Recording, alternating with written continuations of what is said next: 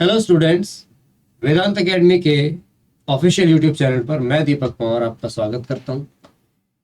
जिस तरह से हमने एनसीईआरटी की अपनी सीरीज को शुरू किया है, इसी क्रम में मैं आपके सामने क्लास 9th की केमिस्ट्री की ये सीरीज लेकर आया हूं। देखिए, एनसीईआरटी का जो इम्पोर्टेंस है वो अपने आप में बहुत ज़्यादा है। ज़रूरी नहीं है कि हम यूपीएससी की तैयारी करेंगे तभी हम 6th to 12th की एनसीईआरटीज़ को स्टडी करेंगे। आप सीयूईटी की तैयारी करेंगे तो आप 9th to 12th पढ़ रहे होंगे, या फिर स्टेट पीसीएस की तैयारी करेंगे तो आपको इसकी ज़रूरत है। किसी भी वनडे एग्जाम में आप एनसीईआरटी की इम्पोर्टेंस को कभी भी कम नहीं कर सकते। एनसीईआरटी अपने आप में क्या है, सबसे बेसिक है, और अगर हमें एडवांस की ओर जाना है तो बेस क्लियर होना हमारा बहुत ज़रूरी है। तो एनसीईआरटी की इम्पोर्टेंस को तो हम कभी खत्म कर ही नहीं सकते, हम कभी उसे कम आंक ही नहीं सकते। तो ये हमारा क्लास 9th का साइंस का पहला चैप्टर है। ठीक है, साइंस का ये पहला चैप्टर है और हमारे चैप्टर का नाम क्या है? मैटर इन आवर सराउंडिंग्स, यानी हमारे चारों ओर के पदार्थ। सराउंडिंग का मतलब क्या होता है? जो हमारे चारों तरफ है। ठीक है, इसे पढ़ने का हमारा जो तरीका होगा वो ऐसा होगा कि हम कोशिश करेंगे इसके एक एक शब्द को पढ़ें और मैं एक्सप्लेन करूंगा कि इसका क्या मीनिंग है। क्योंकि मुझे याद है कि कई बार ऐसा होता था कि पढ़ते पढ़ते हमें कोई शब्द समझ नहीं आता था। जैसे कि एक शब्द होता है द्रव्य और एक शब्द होता है द्रव। अच्छा, मैं ये जो कंफ्यूजन बता रहा हूँ हिंदी मीडियम वालों के लिए बता रहा हूँ, पर ये सभी के लिए हो सकती है ना। अच्छा, हिंदी मीडियम से याद आया कि ये जो सीरीज है ये हमारी बाइलिंगुअल होगी, यानी हिंदी मीडियम के लिए as well as English medium, ये दोनों स्टूडेंट्स के लिए है। द्रव्य का मतलब होता है मैटर, यानी इसका जो सिनोनिम है वो क्या है? पदार्थ। द्रव का मतलब होता है लिक्विड। लिक्विड जो स्टेट होता है मैटर का उसे कहते हैं द्रव, यानी कि तरल। ठीक है, तो अगर हमें इनमें कंफ्यूजन है कि द्रव क्या होता है, द्रव्य क्या होता है, तो सीधी सी बात है, अगर कहीं किसी डेफिनेशन में या कहीं भी किसी कॉन्सेप्ट में ये यूज हो रहे हैं तो हम उसे मिसअंडरस्टैंड करेंगे, हमें वो कॉन्सेप्ट गलत समझ में आएगा। गलत समझ में आएगा तो अगर बेसिक अंडरस्टैंडिंग के टाइम पर ही हमसे गलती हो गई तो जब उस चीज़ों को हम उन चीज़ों को आगे आगे पढ़ते जाएंगे तो सीधी सी बात है, हमें और चीज़ों में भी और बातों में भी प्रॉब्लम होगी। तो हमारे कई कॉन्सेप्ट धीरे धीरे क्या हो जाएंगे? खराब हो जाएंगे। चलिए तो शुरू करते हैं। As we look at our surroundings, we see a large variety of things with different shapes, sizes and textures. जब हम अपने चारों तरफ देखते हैं तो हम अलग अलग तरह के, अलग अलग प्रकार के, ना, a large variety, एक बहुत ज्यादा विभिन्नता वाली क्या देखते हैं? चीजों को अपने चारों तरफ देखते हैं, जिनके क्या क्या शेप्स, यानी कि उनके आकृति, साइज, उनके आकार। अब देखिए, आकृति और आकार में फर्क है, शेप और साइज में फर्क होता है। क्या फर्क होता है? जैसे कि सपोज दैट ये मेरे पास एक मैंगो है और ये मेरे पास एक एप्पल है। इन दोनों के कैसे शेप अलग होती है ना? लेकिन हो सकता है कि एक मैंगो छोटा हो तो शेप तो लगभग एक जैसी है, लेकिन साइज कैसे हैं फिर इनके? अलग अलग है। ऐसे ही मान लीजिए, जैसे एक सर्कल है और ये एक बड़ा सर्कल है, तो शेप दोनों की कैसी है? राउंड है, लेकिन साइज दोनों के अलग है। लेकिन जब मैं एक स्क्वायर बनाता हूं तो इन दोनों के शेप भी कैसे हैं? शेप भी अलग है। साइज तो फिर हम कैसे कंपेयर करेंगे? ठीक है, तो अलग अलग शेप की, अलग अलग साइज के हम क्या देखते हैं? थिंग्स अपने चारों तरफ देखते हैं, वस्तुएं देखते हैं। और डिफरेंट टेक्सचर्स की। टेक्सचर का मतलब ये है, जैसे कोई कपड़ा मैंने पहना है तो उस पर जो मुझे दिखाई दे रहा है वो उसका टेक्सचर है, पैटर्न कह लो। तो इसको आप ऐसे समझ सकते हैं कि अलग अलग चीजों के कलर अलग होते हैं, है ना। और कलर भी कैसे हो सकते हैं कि मान लो थोड़ा सा कहीं पे कोई रंग, कहीं पे रंग कुछ और बीच बीच में कुछ स्पॉट दूसरे कलर के आ जाए, जैसे आप चीते को देखते हैं, है ना, लेपर्ड को आप देखेंगे तो आपको क्या दिखेगा, चीता जो दिखेगा उसमें पूरा जो उसका कलर है बीच बीच में क्या होते हैं, काले धब्बे होते हैं, तो उस पे क्या है, उसका टेक्सचर ही तो है। आइए, everything in this universe is made up of material which scientists have named matter. इस ब्रह्मांड में हर एक वस्तु किसी न किसी मटेरियल से बनी है और उसको साइंटिस्ट क्या कहते हैं, मैटर कहते हैं, यानी पदार्थ कहते हैं। The air we breathe, the food we eat, stones, clouds, stars, plants, and animals, even a small drop of water or a particle of sand, even everything is matter। जो सांस लेने के लिए हम हवा यूज करते हैं, खाने के लिए जो फूड यूज करते हैं, जो पत्थर हैं, बादल हैं, तारे हैं, पौधे हैं, जानवर हैं, और किसी बूंद की छोटी सी बूंद, या फिर किसी रेत का छोटा सा कण, सब चीज क्या है, पदार्थ है। सभी चीजें क्या है, पदार्थ है। We can also see as we look around that all the things mentioned above occupy space and have mass। अब यहां पर मेन बात आई है कि ये जितनी भी चीजें हमने देखी हैं, जितने भी थिंग्स हमने देखी, all the things we mentioned above, जिनको हमने ऊपर देखा, they occupy space, वो जगह घेरती हैं, है ना। जैसे कि मान लीजिए हवा है, हवा भी क्या करती है, जगह घेरती है, घेरती है या नहीं घेरती। फूड जो हम खा रहे हैं वो भी कहीं ना कहीं आप रखेंगे उसको, उसके वो भी कहीं जगह घेरेगा। पत्थर, क्लाउड्स, जो कुछ भी है, सब चीजें क्या है, स्थान घेरती है। और दूसरा क्या था, दैट दे हैव मास, उनमें पदार्थ होता है, पदार्थ की मात्रा होती है, यानी कि उनके अंदर द्रव्य की मात्रा होती है। द्रव्य मतलब पदार्थ, द्रव्य मतलब पदार्थ, यानी कि मैटर। तो मैटर के क्वांटिटी को हम क्या कहते हैं, मास कहते हैं। मैटर की क्वांटिटी को हम क्या कहते हैं, मास कहते हैं। In other words they have both the mass and the volume. Volume का मतलब है हवा में घेरी गई जगह, ठीक है। जैसे कोई कमरा है तो वो हवा में जगह घेर रहा है। मान लो अगर मैं एक बॉक्स बनाता हूं इस तरह से, ठीक है, तो क्या ये एक बॉक्स है, नहीं, ये मुझे बॉक्स जैसा लग रहा है। अगर ये बॉक्स होता तो ये हवा में जगह घेरता। इसने जगह घेरी है सिर्फ एक सरफेस पे, किस पे, सरफेस पे। तो जो सरफेस पे जगह घेरते हैं वो पदार्थ हो भी सकते हैं, नहीं भी हो सकते, लेकिन केवल सरफेस पे जगह, क्योंकि देखिए जितने भी मैटर होते हैं वो सरफेस पे तो जगह घेरेंगे ही, लेकिन साथ ही साथ हर एक मैटर का वॉल्यूम भी होता है, वो चाहे बहुत कम ही क्यों ना हो। लेकिन ये मैटर नहीं हो सकता, ये तो सिर्फ एक तस्वीर है, ठीक है। आगे देखिए, since early times human beings have been trying to understand their surroundings. शुरुआत से हम क्या कर रहे हैं, अपने सराउंडिंग्स को अंडरस्टैंड यानी समझने की कोशिश कर रहे हैं। हम मतलब human beings. Early Indian philosophers classified matter in the form of 5 basic elements. जो शुरुआत में जो भारतीय दार्शनिक थे उन्होंने क्या बताया कि सारे के सारे जो पदार्थ हैं, सारे के सारे जो चीजें हैं, इवन इंक्लूडिंग अस, हमें मिलाकर भी वो 5 बेसिक एलिमेंट्स से बने हैं, 5 मूलभूत तत्वों से बने हैं। और वो क्या थे, जिन्हें हम क्या कहते हैं, पंच तत्व। वो थे एयर यानी कि हवा, वायु, अर्थ यानी कि जमीन, फायर अग्नि, स्काई यानी आसमान, और वाटर यानी कि पानी। तो दार्शनिक ये मानते थे कि सब चीजें इन्हीं से बनी हैं, लेकिन क्या वो सही थे?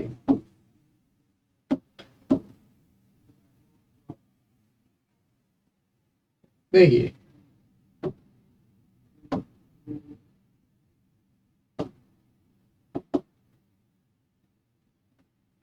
According to them everything living और नॉन लिविंग, उनके अनुसार चाहे वो जिंदा हो चाहे वो, लिविंग थिंग का मतलब क्या होता है, जिंदा चीजें यानी कि सजीव, ठीक है, लिविंग थिंग्स यानी सजीव। नॉन लिविंग का मतलब हो गया निर्जीव। तो चाहे निर्जीव हो चाहे सजीव हो, चाहे निर्जीव हो चाहे सजीव हो, everything was made up of these 5 basic elements. इन मूलभूत 5 तत्वों से बना है, ये पहले माना जाता था। Ancient Greek philosophers had arrived at a similar classification of matter. और जो प्राचीन कौन थे, यूनानी फिलोसोफर थे, उनका भी मैटर के लिए सेम ही क्या था, विचार था, ऐसा ही विचार था। Modern day scientists have evolved two type of classification of matter based on their physical properties and chemical properties, chemical nature। तो जो मॉडर्न डे के जो साइंटिस्ट हैं, यानी कि आधुनिक युग के जो वैज्ञानिक हैं, उन्होंने क्या इवॉल्व किया, टू टाइप्स ऑफ क्लासिफिकेशन। उन्होंने मैटर को क्लासिफाई करने के लिए, यानी पदार्थ के वर्गीकरण के लिए 2 टाइप्स उन्होंने निकाले। और वो किस पर आधारित थे, उनकी फिजिकल प्रॉपर्टीज यानी कि उनके भौतिक गुणों पर, और केमिकल नेचर और रासायनिक प्रकृति पर। मतलब क्या होता है भौतिक गुण का मतलब, जैसे मान लीजिए भौतिक गुण में आप नए पदार्थ बनते हुए नहीं देखते। जैसे मान लिए कि ये पेन है, अगर मैं इसे तोड़ दूं तो स्टिल ये प्लास्टिक ही रहेगा, है ना। तो ये इसका भौतिक गुण है, मतलब ये इसमें क्या करा मैंने, भौतिक परिवर्तन किया। भौतिक गुण हो गया जैसे कि आप पानी को उबालेंगे तो वो भाप बन जाएगा, बट स्टिल वो क्या रहेगा, वो पानी ही रहेगा, वाटर ही रहेगा, H2O ही रहेगा, है ना। वो H2SO4 तो बन नहीं जाएगा।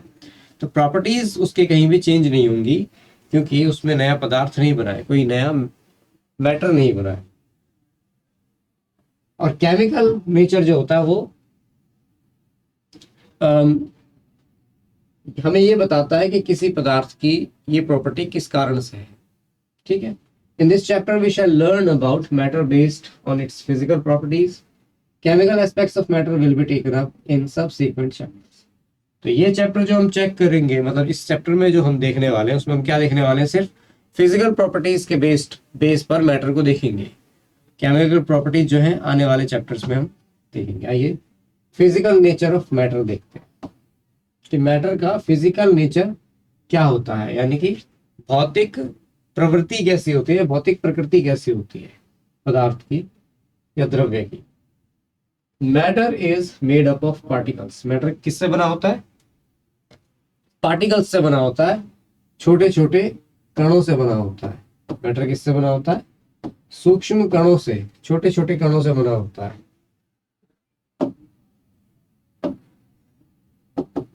Okay. For a long time, two schools of thought prevailed regarding the nature of matter. One school believed matter to be continuous like a block of wood, whereas the other thought that matter was made up of particles like sand. ठीक है, तो शुरुआत में 2 विचार थे, है ना। School से मतलब यहाँ पे 2 विचार है, या ये कह लीजिए 2 ग्रुप थे। उनमें से एक स्कूल तो कहता था कि मैटर कैसा है, कंटिन्यूअस है, जैसे कि ब्लॉक ऑफ वुड, है ना, लकड़ी का जो ब्लॉक होता है कोई भी, उसके जैसा मैटर पूरा एक होता है। सपोज दैट उनके हिसाब से अगर ये पेन है तो ये पूरा एक ही है, इससे ये मतलब छोटे छोटे कणों से बना हुआ नहीं है। उनका विचार ये था।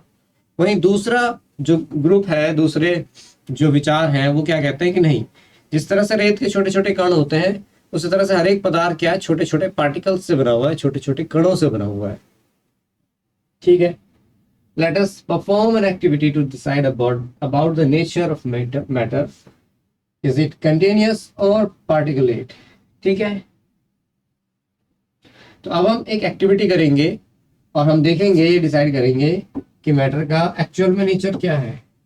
क्या ये कंटिन्यूस होता है या पार्टिकुलेट होता है, मतलब पार्टिकल से बना हुआ होता है कि नहीं होता। ठीक है, देखते हैं, आइए।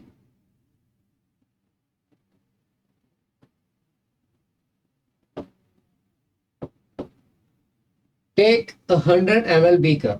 अब आपने क्या करना है, एक 100 ml का बीकर लेना है। Fill half the beaker with water and mark the level of water. अब देखिए जरा, यहाँ पे एक बीकर लिया, ठीक है, एक बीकर लिया और इसको आधा क्या करा, पानी से भर दिया और हमें क्या करना है, उसे मार्क करना है, निशान लगाना है। डिजोल्व सम सॉल्ट और sugar with the help of glass rod. हमें क्या करना है, उसमें कुछ, या तो आप चीनी डाल दीजिए या फिर थोड़ा सा नमक या कुछ नमक डाल दीजिए, और फिर क्या करना है, ग्लास की रॉड से आपने क्या करना है, उसे मिलाना है। ग्लास की रॉड से आपको क्या करेंगे, पानी में मिलाना है। Observe any change in water level. अब आपको देखना है कि क्या पानी के लेवल में कुछ चेंज हुआ, तो आप देखेंगे कि पानी का लेवल बढ़ गया है। पानी का लेवल कैसा हो गया है, ऊंचा हो गया है। What do you think has happened to the salt. अगर आपने उसमें सॉल्ट मिलाया है तो सॉल्ट कहाँ गया। अगर चीनी मिलाई तो चीनी कहाँ गई, क्योंकि वो दिखनी तो बंद हो गई, आपने जैसे उसको उसमें घोला तो वो दिखनी बंद हो गई। वेयर डज इट डिसअपियर, वो कहाँ गायब हो गई, है ना। अगर चीनी कहीं गई नहीं तो उसको दिखाई देना चाहिए था, और हमने उसे गायब तो किया नहीं, सिर्फ उसमें वो घुल गया है। Does the level of water change, बताइए क्या पानी का लेवल चेंज हुआ, बिल्कुल चेंज होगा। देखिए आगे इसमें उत्तर भी हमें मिल जाएंगे। In order to answer these questions, we need to use the idea that matter is made up of particles. अब अगर हम ये सोचें कि मैटर जो है पार्टिकल्स से बना हुआ है, छोटे छोटे कणों से बना हुआ है, तब हम इसका उत्तर देने में, इन सभी प्रश्नों के उत्तर हम दे पाएंगे। What was there in the spoon, salt or sugar, has now spread throughout the water. This is illustrated in figure 1.1. देखिए देखिए हुआ क्या, ये पानी था, आपने इसमें पोर किया सॉल्ट और शुगर, मतलब पोर करने का मतलब उसमें आपने डाला, फिर आपने उसे स्टीयर किया, मतलब उसे उसमें घोला। तो आप देखिए यहाँ पे, अगर आप देख पा रहे हैं तो मैं इसे थोड़ा सा जूम इन करके आपको दिखाता हूँ। देखिए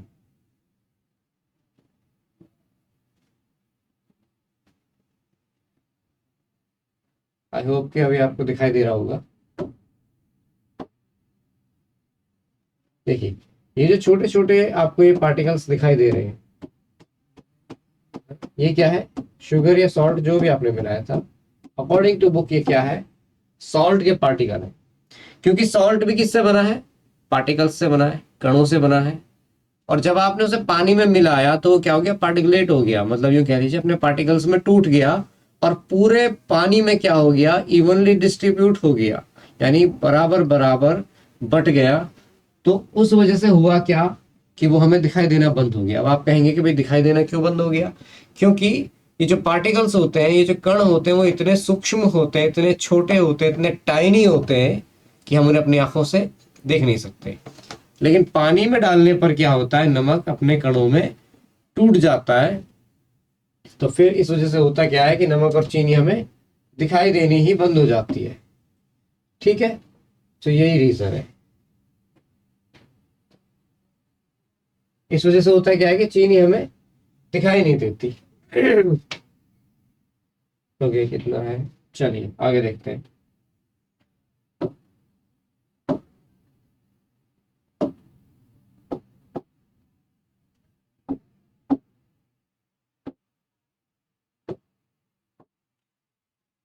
ओके अब हमें समझना है कि how small these particles of matter. अच्छा सभी क्वेश्चंस के आंसर तो हमने किए नहीं, सभी क्वेश्चंस को देखिए।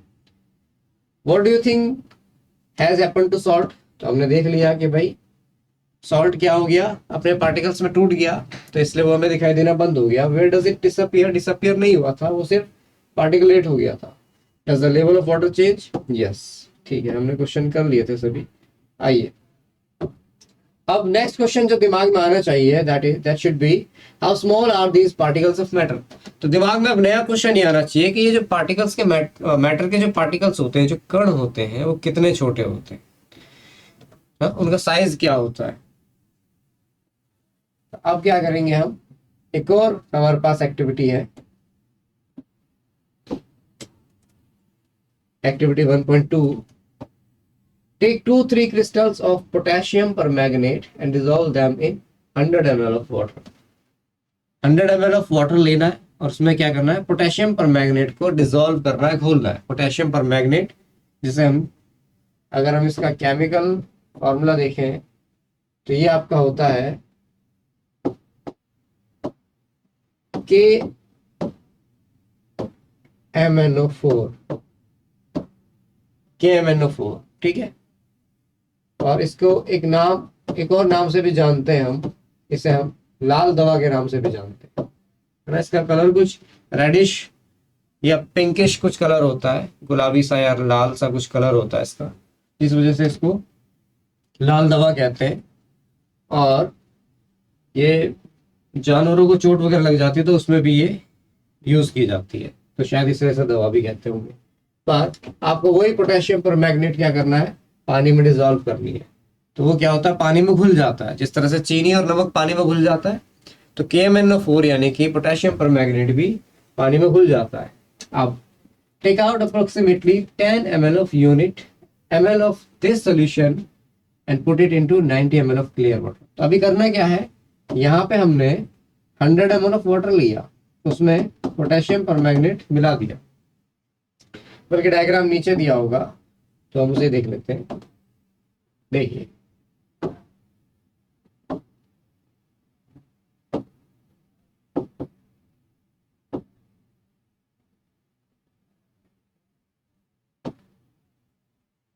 हंड्रेड ml पानी लिया, उसमें पोटेशियम परमैंगनेट के कुछ टुकड़े मिलाए, तो इसका कलर ऐसा हो गया, आप देख पा रहे हैं। फिर क्या किया, यहां से 10 ml लिया और यहाँ पे 90 ml वाटर था, प्योर वाटर, जिसमें कोई पोटेशियम परमैंगनेट या उसका सोल्यूशन नहीं मिलाएंगे। वो 10 ml इसमें मिला दिया, तो ये कितना हो गया, 100 ml। फिर इसमें से 10 निकाल के दोबारा 90 ml में मिलाया गया, तो फिर ये अगेन 100 ml बन गया, और ऐसे ही हमने एक और बार किया। तो देखो हमने क्या किया, यहां से 90 ml लिया था तो इसका कंसेंट्रेशन उतना ही था। देखिए, जो पोटेशियम परमैंगनेट के जो पार्टिकल्स थे वो बराबर बराबर बट गए पूरे के पूरे इस सॉल्यूशन में। जब हमने 10 ml उसमें से निकाला, 10 ml निकाला, तो पूरे में जितने बटे हुए थे इस 10 ml में भी उसी रेशियो में, उसी अनुपात में वो पार्टिकल्स बटे हुए थे। हमने जब इसमें डाला तो यहाँ पे पानी ज्यादा हो गया, है ना, सोल्यूशन कम हो गया। अब इसमें पूरे 100 ml में मिलने के लिए पार्टिकल्स ज्यादा थे, यहाँ पर रेशियो सेम था, पार्टिकल सारे थोड़ी यहाँ पर आ गए।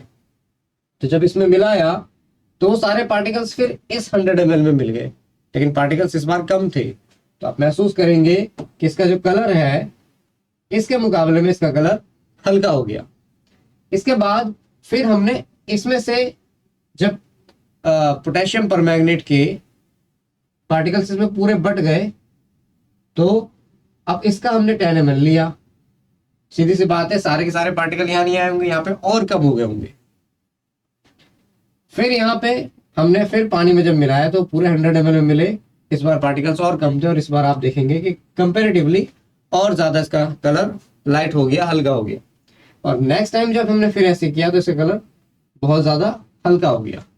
अब आपको समझ में क्या आया यहाँ से, कि पार्टिकल्स इतने छोटे हैं कि आप चाहे कितने कम में मिला रहे हैं, लेकिन स्टिल फिर भी वो उसमें हैं और अगले में पहुंच जा रहे हैं। देखिए एनसीईआरटी क्या कह रही है, this experiment shows that just a few crystal of potassium permanganate can color a large volume of water about 1000 litre. हमने तो यहाँ पर केवल 100 ml लिया है, लेकिन छोटे छोटे से क्रिस्टल भी क्या करेंगे, अगर 1000 लीटर पानी भी ले लेंगे तो उसको भी क्या कर देंगे, कलराइज कर देंगे, उसको भी कलर दे देंगे। ऐसा इसलिए होता है क्योंकि उसके पार्टिकल्स बहुत छोटे हैं और उतने ज्यादा पानी में क्या होंगे, बट जाएंगे। सीधी सी बात है, इसका मतलब उस छोटे में भी बहुत सारे पार्टिकल आए होंगे, है ना। हमने तो थोड़ा सा निकाला, लेकिन स्टिल फिर भी वो थोड़े से के लिए भी पार्टिकल्स का साइज इतना कम है कि उसमें भी वो कितने आ जाते हैं, बहुत सारे आ जाते हैं। So we conclude that there must be millions of tiny particles in just one crystal of potassium permanganate। एक क्रिस्टल में क्या है, मिलियंस, और हो सकता ये मिलियंस वर्ड तो कैसा है, छोटा है। मिलियन का मतलब हो गया लाखों में या करोड़ों में गिन लीजिए, लेकिन इससे भी कहीं ज्यादा पार्टिकल्स होते हैं किसी एक क्रिस्टल में, which keep on dividing themselves into smaller and smaller particles। वो क्या होते हैं और छोटे छोटे पार्टिकल्स में टूटते ही रहते हैं। The same activity can be done using 2 ml of Dettol instead of potassium permanganate. अब मान लो आप कितना चाहिए, 2 ml, आपने एक बाल्टी पानी में 2 ml या एक मग पानी में 2 ml डेटॉल डाला या 2 बूंद डेटॉल डाली, तो आप उसमें खुशबू महसूस करेंगे। फिर उसमें से आप एक कप निकाल के दूसरे मग में डालो, फिर उसमें से दूसरे में डालो, आप लास्ट तक में क्या करेंगे, डेटॉल की स्मेल को महसूस कर पाएंगे, क्योंकि उसके पार्टिकल्स क्या है, वो टाइनी पार्टिकल्स आपस में बट जा रहे होंगे। देखिए, the particles of matter are very small, they are small beyond our imagination. वो इतने छोटे हैं कि हम सोच भी नहीं सकते, है ना, हम इमेजिन नहीं कर सकते। Characteristics of particles of matter, particle of matter have space between them. तो हम देखेंगे कि पार्टिकल्स जो होते हैं मैटर के, उनके क्या कैरेक्टरिस्टिक्स है, उनके क्या विशेषताएं हैं। सबसे पहले क्या विशेषता है, that particles of matter have space between them. अब हमने ये तो पढ़ लिया कि भाई सभी मैटर क्या है, स्मॉल पार्टिकल्स से बने हैं। सपोज दैट मेरे पास ये क्या है, एक मैटर है, तो इसके पार्टिकल ऐसे नहीं है बिल्कुल इससे चिपक चिपक के बिल्कुल ऐसे ही वो रहेंगे। क्या होता है, उनके बीच में स्पेस रहेगा, चाहे वो सॉलिड ही क्यों ना हो।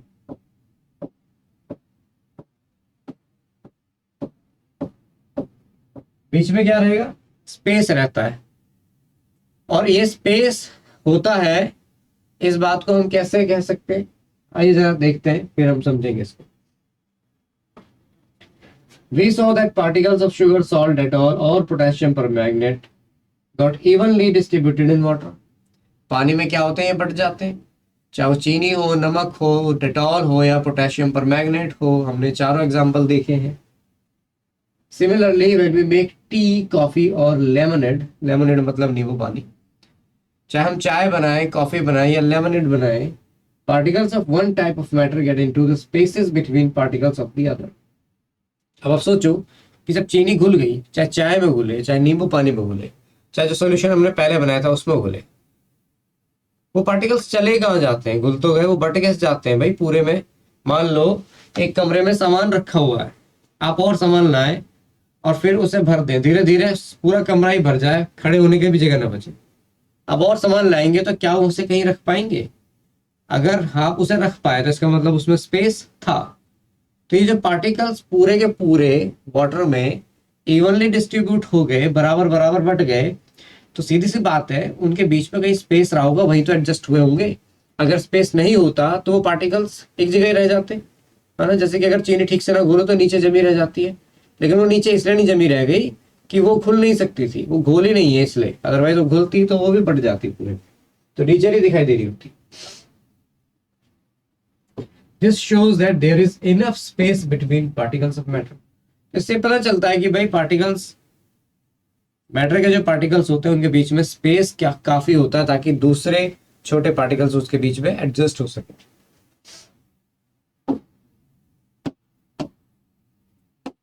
देखिए जरा दूसरा, तो एक प्रॉपर्टी देखी हमने कि पार्टिकल्स के बीच में क्या होता है, स्पेस होता है। दूसरी प्रॉपर्टी क्या है कि जो पार्टिकल्स होते हैं मैटर के, वो कंटिन्यूअसली मूव करते हैं, वो हमेशा गति करते रहते हैं, हिलते रहते हैं। ऐसा नहीं है कि वो रुके हुए रहेंगे चाहे वो सॉलिड के क्यों ना हो। सॉलिड के पार्टिकल्स भागते तो नहीं है, लेकिन वाइब्रेट होते रहते हैं एक ही जगह पे। ठीक है जरा, put an unlit incense stick in a corner of your class. How close do you have to go near it so as to get its smell? Now light the incense stick. What happens? Do you get the smell sitting at a distance? Record your observations. घर में जब अगरबत्ती जलाते हैं, आपने देखा होगा कई बार मंदिर में, या फिर मच्छरों को भगाने के लिए भी कई बार लोग क्या करते हैं, अगरबत्ती जलाते हैं। अगर अगरबत्ती की स्टिक्स रखी है तो कितनी दूर से आप उसे सूंघ सकते हैं? सीधी सी बात है, आपको उसके पास जाना पड़ेगा, तो उसके आसपास जब आप होंगे तो आपको उसकी स्मेल आएगी। लेकिन अगर आप उसे जला दें तो क्या होगा?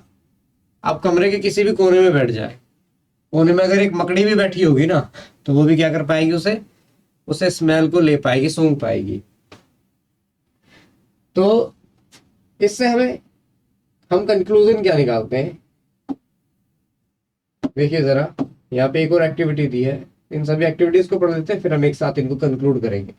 Take 2 glasses filled with water, पानी से भरे हुए 2 ग्लासेस लेने। Put a drop of blue और red ink slowly and carefully along with the sides of the first beaker and honey in the same way in the second beaker.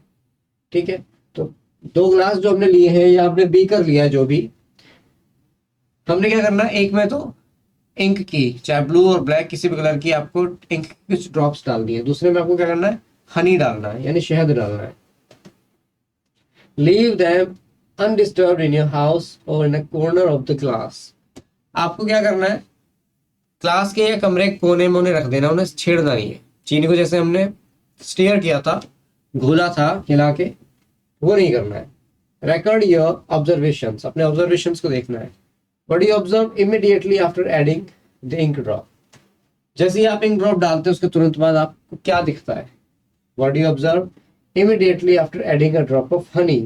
Honey की बूंद डालते ही आपको क्या दिखाई देता है? आप क्या ऑब्जर्व करते हैं? How many hours or days does it take for the color of ink to spread evenly throughout the water? कितना टाइम लगता है, घंटों में या दिनों में, कि इंक या हनी पूरे में क्या हो जाए? इवनली डिस्ट्रीब्यूट हो जाए, बट जाए पूरे में बराबर बराबर। अगला देखिए, drop a crystal of copper sulphate और पोटेशियम परमैंगनेट। चाहे कॉपर सल्फेट ले लीजिए या पोटेशियम परमैंगनेट ले लीजिए, हमें क्या करना है? उसे एक ग्लास ऑफ हॉट वाटर में लेना है and another containing cold water. अच्छा, एक ग्लास लेना है जिसमें हॉट वाटर लेना है, एक में कोल्ड वाटर लेना है, ठंडा पानी, फ्रिज का पानी है ना। और उसमें या तो आप कॉपर सल्फेट मिला दीजिए या फिर पोटेशियम परमैंगनेट के कुछ क्या डालने हैं? क्रिस्टल्स डालने हैं। What do you observe just above the solid crystal in the glass? ठीक है, आप क्या देखेंगे कि जब क्रिस्टल डालेंगे आप उसमें, देखिए क्रिस्टल डालेंगे तो वो नीचे आ जाएंगे। तो अगर जस्ट अबव, क्रिस्टल के जस्ट ऊपर इस साइड में आपको क्या दिखाई देता है? What happens at time passes? जैसे जैसे टाइम गुजरता जाता है तब क्या होगा?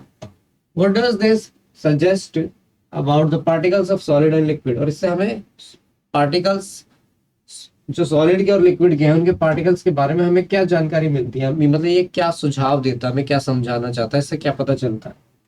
Does the rate of mixing change with temperature? क्या टेम्परेचर से इसके मिक्स होने का रेट में चेंज आता है? Why and how? ऐसा क्यों होता है? जाइए, आइए अब हम इन सबको कंक्लूड करते हैं। Particles of matter are continuously moving. Matter के पार्टिकल्स क्या होते हैं? हमेशा लगातार मूव करते रहते हैं। That is why they possess what we call the kinetic energy. Kinetic energy जो होती है किसी भी पार्टिकल में मूवमेंट की वजह से, मोशन की वजह से जो एनर्जी होती है उसे क्या कहते हैं? Kinetic energy. सपोज दैट एक बस खड़ी है और आप चलते चलते उससे टकरा जाए तो आपका हाथ टूट जाएगा क्या? लेकिन अगर यही चलते चलते आप एक चलती हुई बस से टकरा जाए तो आपके हाथ पैर सब टूट सकते हैं। अब ऐसा क्यों हुआ? बस तो उतनी ही बड़ी थी तो एक बार चोट ज्यादा क्यों लगी और दूसरी बार ज्यादा क्यों नहीं लगी थी? क्योंकि देखिए, अगर किसी चीज को हम स्ट्राइक कर रहे हैं, मार रहे हैं, तो जितनी ज्यादा हमें एनर्जी होगी उतना तेजी से हम उसे मार पाएंगे। बस जब मोशन में थी तो उसके अंदर काइनेटिक एनर्जी थी जिसके वजह से उसके अंदर एनर्जी ज्यादा थी, और जब उस ट्रक स्ट्राइक किया, उसने मारा तो उसने बहुत जोर से चोट की। लेकिन जब वो खड़ी थी तो उसके अंदर कोई एनर्जी थी नहीं। जो चोट लगी वो हमारी काइनेटिक एनर्जी की वजह से लगी, क्योंकि उस टाइम पे हम मूव कर रहे थे, हम चल रहे थे।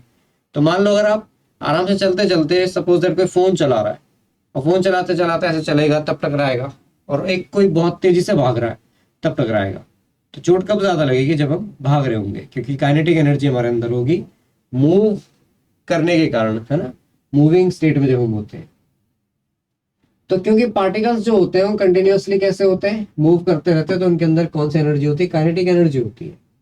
एज अ टेम्परेचर राइजेस, जैसे ही टेम्परेचर बढ़ता है पार्टिकल्स तेजी से मूव करने लगते हैं। ऐसा इसलिए होता है क्योंकि जो टेम्परेचर है वो भी काइंड ऑफ एनर्जी है ना, हीट जो है वो भी एनर्जी होती है। तो पार्टिकल्स को और एनर्जी मिल जाती है, तो उनकी मूवमेंट कैसे हो जाती है, तेज हो जाती है। So we can say that with increase of temperature, the kinetic energy of the particles also increases. ठीक, तो जैसे जैसे काइनेटिक एनर्जी, टेम्परेचर बढ़ेगा तो काइनेटिक एनर्जी बढ़ जाएगी। क्यों, क्योंकि उन्हें और एनर्जी मिल गई। अब जो शुरू में हुआ था, देखिए जरा, शुरू में हमने कौन सा एक्टिविटी देखी थी, ठीक है, ये जैसे ही हमने उसे जलाया तो आपने टेम्परेचर उसको दिया, धूप बत्ती को, तो उसके पार्टिकल्स क्या हो गए, उस उनके पास काइनेटिक एनर्जी ज्यादा आ गई, तो तेजी से मूव करने लगे और कोने कोने तक पहुंच गए। दूसरा, उनकी फॉर्म भी चेंज हो गई, वो गैस फॉर्म में चले गए। ठीक, जब आप इंक के या फिर हनी के ड्रॉप्स को डालेंगे, तो आप जैसे ही डालेंगे तो आप देखेंगे धीरे धीरे वो उसमें फैलना शुरू करेंगे। जैसे ऐसा होगा जैसे कि आपने इस तरह से डाला तो उसके जैसे जड़ें निकलती हैं, इस तरह से आप उसको, उसके पार्टिकल्स को फैलते हुए देखेंगे। ऐसा क्यों हो रहा है, वो अपने आप से क्यों फैल रहे हैं, क्योंकि उनके अंदर काइनेटिक एनर्जी है। अब ये एनर्जी की वजह से उनकी मूवमेंट तो उनके अंदर है, लेकिन क्योंकि है वो बहुत धीमी, इस वजह से उन्हें घंटों लग जाएंगे अपने आप से पूरे वाटर में मिलने में।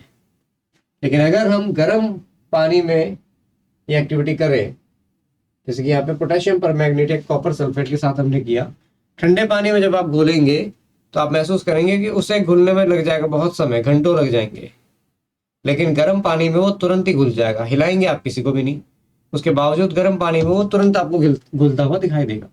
आपने ऑब्जर्व किया होगा कि चीनी, जब गर्मियों में आप नींबू पानी बनाते हैं, या घर में कोई भी नींबू पानी आपने बनाते हुए देखा होगा मम्मी को या किसी को भी, तो अगर नॉर्मल पानी में आप चीनी घोलते हैं तो आसानी से घुल जाता है, लेकिन आप ठंडे पानी में चीनी घोलेंगे तो फिर आपको महसूस होगा कि वो आसानी से घुलता ही नहीं है ना, क्योंकि मूवमेंट कैसी हो जाती है, पार्टिकल्स की मूवमेंट भी कम हो जाती है, दूसरा उनके बीच का स्पेस भी कम हो जाता है ठंडा होने से। चलिए आगे देखिए।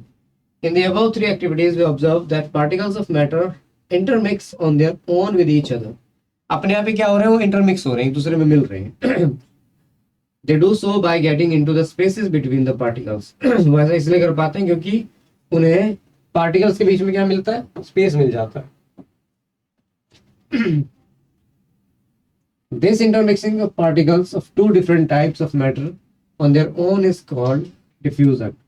ठीक है, अपने आप से जब कोई दो कण क्या करते हैं, इंटरमिक्स होते हैं, यानी किन्हीं दो पदार्थों के कण जब आपस में अपने आप से इंटरमिक्स होते हैं, तो उसको हम क्या कहते हैं, डिफ्यूजन कहते हैं। We also observe that on heating of diffuser becomes faster. Why does this happen? जैसे ही हम उसे गर्म करेंगे तो डिफ्यूजन जो है उनका आपस में जो मिलना है वो कैसा हो जाता है, फास्ट हो जाता है, तेज हो जाता है। ऐसा क्यों होता है, क्योंकि मैं ऑलरेडी बता चुका कि काइनेटिक एनर्जी उनके अंदर है, लेकिन आप जब टेम्परेचर यानी हीट देंगे तो हीट एनर्जी की वजह से उनके अंदर एनर्जी और ज़्यादा आ जाएगी और उनकी स्पीड कैसी हो जाएगी, बढ़ जाएगी। तो ये प्रोसेस भी कैसा हो जाएगा, फास्टर हो जाएगा। ठीक है, आगे देखिए। तीसरी प्रॉपर्टी है particles of matter attract each other.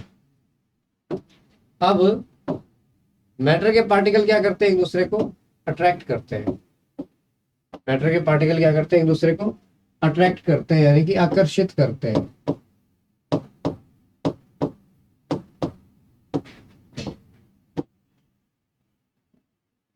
देखिए यहाँ पे एक एक्टिविटी दी है, play this game in the field with 4 groups and form human chains as suggested.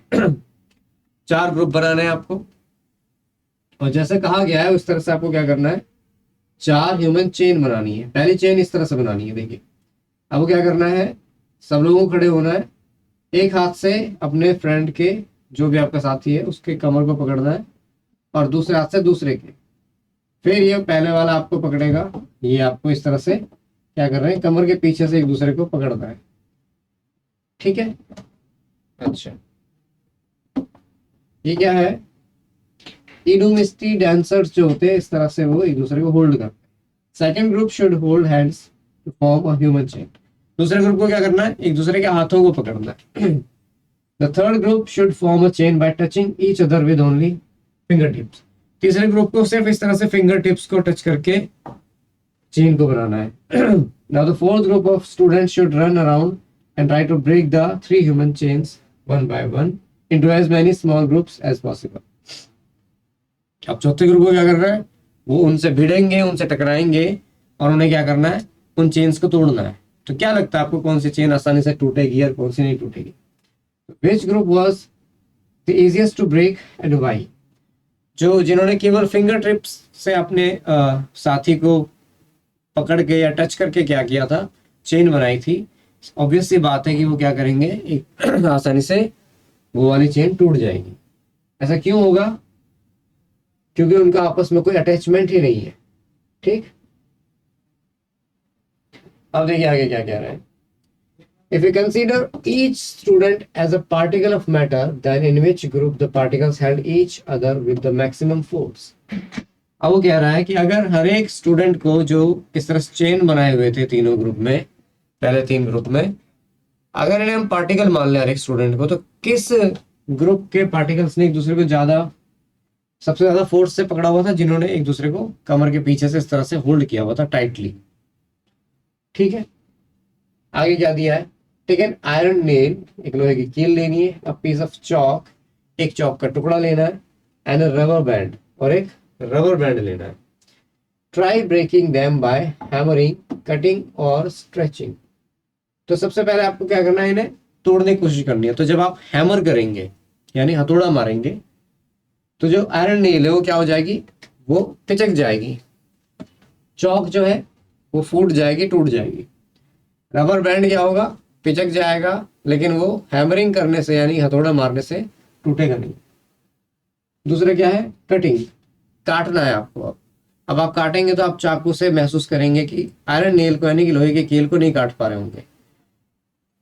Piece of chalk को काटने में भी आपको टाइम लग जाएगा, लेकिन इस बार रबर जल्दी से कट रही होगी। तीसरा क्या है, स्ट्रेचिंग।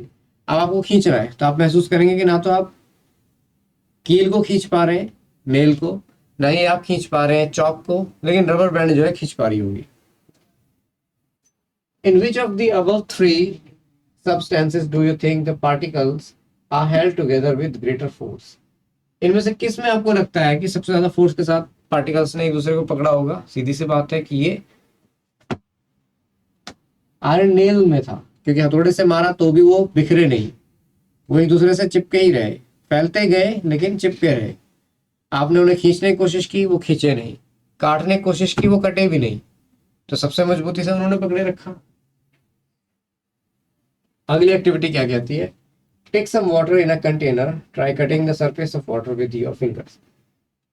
और कुछ पानी लीजिए और उसको अपने फिंगर से या नाइफ से आप अगर काटने की कोशिश करेंगे तो क्या लगता है आपको, पानी कट जाएगा? Were you able to cut the surface of water? क्या आप उसके सरफेस को हम काट पाए? सीधी सी बात है कि हम उसे नहीं काट पाएंगे। What could be the reason behind the surface of water remaining together? ऐसे क्या कारण हो सकता है कि सरफेस ऑफ वाटर जो है उसे हम काट नहीं पाए, वो एक साथ ही रहता है? आइए हम इनके आंसर जानने की कोशिश करते हैं। The above 3 activities suggest that particles of matter have force acting between them. ठीक है, इससे हमें क्या पता चला कि किसी भी मैटर के जो पार्टिकल्स होते हैं उनके बिटवीन क्या होता है, उनके बीच में फोर्स काम कर रहा होता है, जिसकी वजह से वो क्या रहते हैं, एक दूसरे से जुड़े रहते हैं। This force keeps the particles together, है ना, साथ में रखता है। The strength of this force of attraction varies from one kind of matter to another. ये है रीजन इन सारे प्रश्नों का, जिससे हमें उत्तर मिलेगा कि ये जो फोर्स ऑफ अट्रैक्शन है, आकर्षण बल जो है, ये अलग अलग पदार्थ में कम या ज्यादा होता है, जिसकी वजह से ये सारी चीजें होती हैं। आइए फिर वापस से इन एक्टिविटीज को देखते हैं।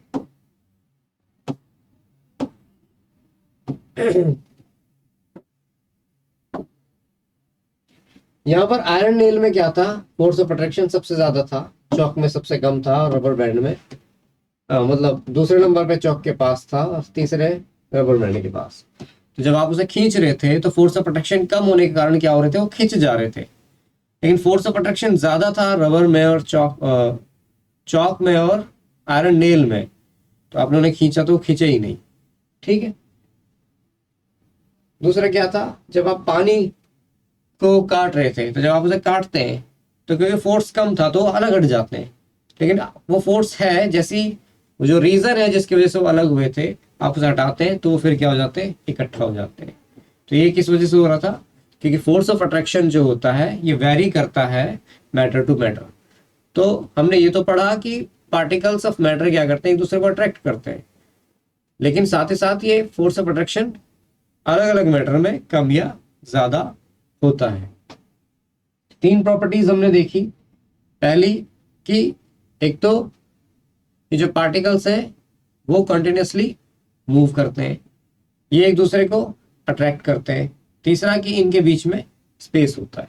तो आज की क्लास में हम इतना ही डिस्कस करेंगे। नेक्स्ट क्लास में हम आगे की बातों को फिर डिस्कस करेंगे, लेकिन तब तक आप इन सब चीज़ों को और दोबारा से रिवाइज करें, बार बार इसको देखें, पढ़ें, ताकि बेटर अंडरस्टैंडिंग आपके इन टॉपिक्स की हो सके। सो आज के लिए धन्यवाद। Thanks for watching.